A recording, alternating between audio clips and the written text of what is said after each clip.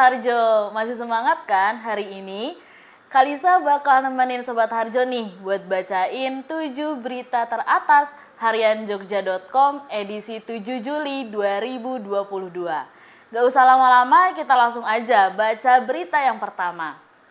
Masih kelanjutan dari kericuhan di Babarsari, Polisi Daerah Istimewa Yogyakarta menetapkan 2 tersangka dari peristiwa tersebut.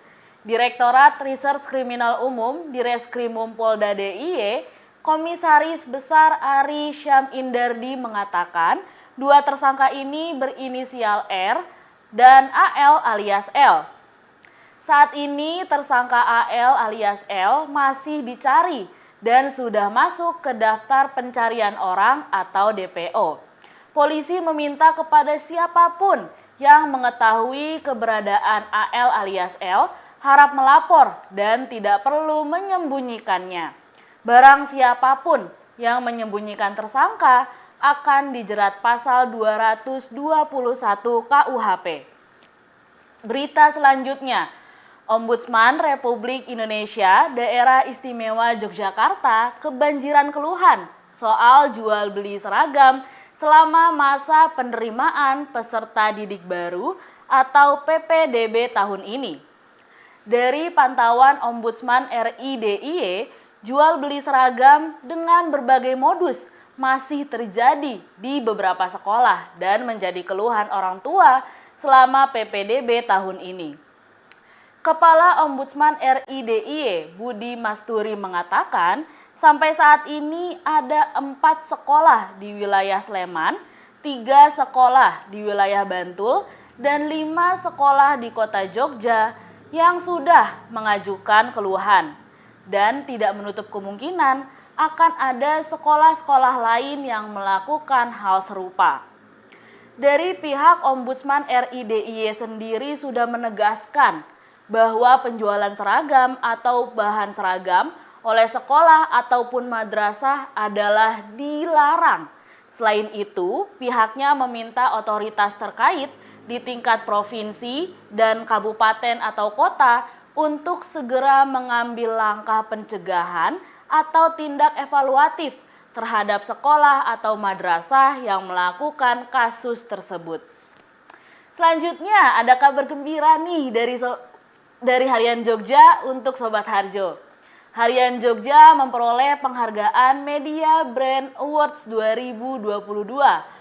Penghargaan untuk kategori media lokal ini diberikan kepada Harian Jogja dalam perayaan puncak Hari Ulang Tahun ke-76 Serikat Perusahaan Pers atau SPS di Pekanbaru, Riau, 6 Juli Rabu malam. Harian Jogja mendapat penghargaan ini bersama Solo Post dan sejumlah media lokal lainnya di Indonesia.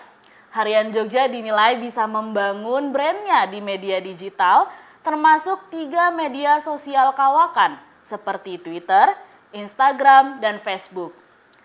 Pimpinan redaksi Harian Jogja, Anton Wahyu Prihartono mengatakan penghargaan ini merupakan sebuah kebanggaan.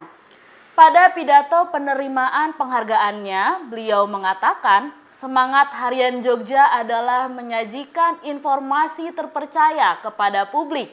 Media sosial adalah satu dari sekian platform yang digunakan dalam menyampaikan informasi tersebut. Ini adalah penghargaan kedua yang diberikan SPS pada tahun ini. Maret lalu, Harian Jogja menerima penghargaan Gold Winner pada ajang Indonesia Print Media Award atau IPMA kategori surat kabar harian regional Jawa dari SPS. Sekali lagi, selamat untuk Harian Jogja. Berita berikutnya, Ombudsman Republik Indonesia menemukan 3 bentuk maladministrasi dalam pelayanan kepesertaan dan penjaminan sosial yang diselenggarakan oleh Badan Penyelenggara Jaminan Sosial atau BPJS Ketenagakerjaan. Anggota Ombudsman RI, Heri Susanto mengatakan, investigasi atas prakarsa sendiri dugaan maladministrasi terhadap BPJS Ketenagakerjaan atau BP Jamsostek bermula dari munculnya kasus-kasus klaim terkait layanan program jaminan hari tua atau JHT, jaminan kecelakaan kerja atau JKK, jaminan kematian atau JKM, dan jaminan pensiun. Bentuk maladministrasi yang pertama adalah pelaksanaan akuisisi kepesertaan penerima upah atau PU dan bukan penerima upah atau BPU yang tidak berjalan optimal. Selain itu, BPJS Ketenagakerjaan tidak optimal dalam mengawal pelaksanaan Instruksi Presiden Nomor 2 Tahun 2021 tentang optimalisasi pelaksanaan program jaminan sosial ketenagakerjaan. Terakhir, bentuk maladministrasi penundaan berlarut yang ditemukan Ombudsman RI adalah pelayanan pencairan klaim, manfaat JHT dan JKM yang masih jadi hambatan.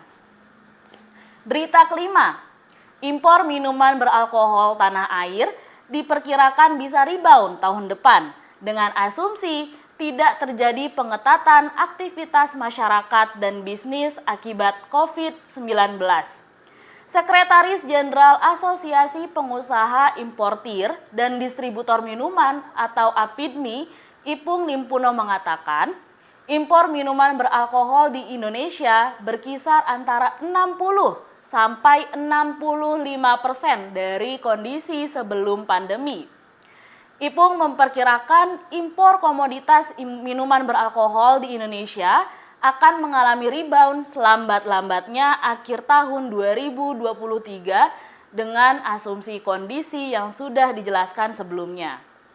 Selanjutnya, Sobat Harjo harus waspada nih.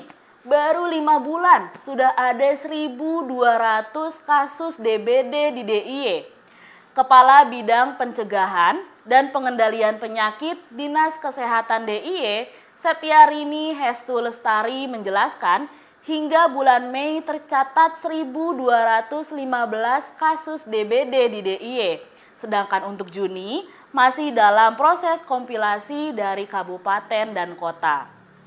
Untuk itu, dia mengimbau kepada masyarakat untuk menggalakkan pemberantasan sarang nyamuk atau PSN dan melakukan 3M atau mengubur, menutup, menguras, plus menimbun, mengubur, dan melakukan daur ulang barang bekas. Nah, jaga kebersihan dan kesehatan ya Sobat Harjo. Sakit itu nggak enak dan sehat itu mahal. Berikutnya, Universitas Gadjah Mada UGM mengklaim sekitar 74% mahasiswanya saat ini berasal dari keluarga dengan kondisi ekonomi kelas menengah ke bawah.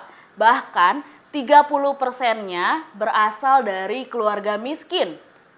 Wakil Rektor Bidang Kependidikan, Pengajaran, dan Kemahasiswaan UGM, Profesor Jagal Wiseso Marseno mengatakan, hingga 2021, jumlah mahasiswa penerima beasiswa dan besaran nominal beasiswa terus meningkat. Beasiswa diwujudkan dalam bantuan uang kuliah tunggal atau UKT, biaya hidup, dan relaksasi UKT.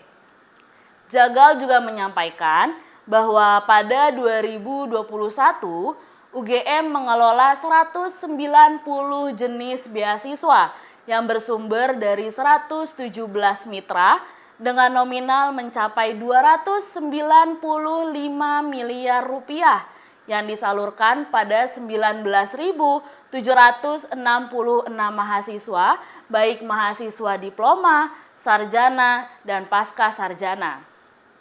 Nah, berita-berita tadi selengkapnya bisa Sobat Harjo baca di harianjogja.com atau klik link yang ada di description box di bawah ini ya. Jangan lupa buat follow, like, komen, dan subscribe, serta share akun sosial media dan YouTube channelnya Harian Jogja. Kalisa Kairina pamit undur diri, sampai jumpa.